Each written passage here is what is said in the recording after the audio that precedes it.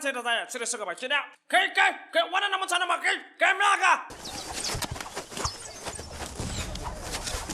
Kai wannan nan jeje ne ba shashashu. Kai ku to mi sauri man nan.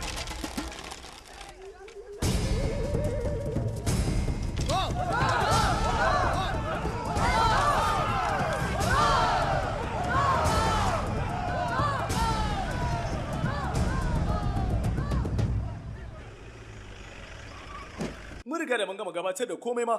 Mun bi dukkanin wasu ka'idoji. Allah ku samu yanzu a warware mana gabaki dai matsalar nan saboda muna da aiki da yawa. Tsawon yaushe wannan matsalar za ta tafiya a haka ne. Yalla bai, da akwai matsala ta kai da take damu. Mu ma muna da manyan matsaloli a nan. Wannan ba aiki ne aka sanya wanda yake da manyan kudade. Idan aka samu matsala minista ma ba zai iya biya ba to. Ta yawa waɗannan mutanen za su kori mutane da suke aiki.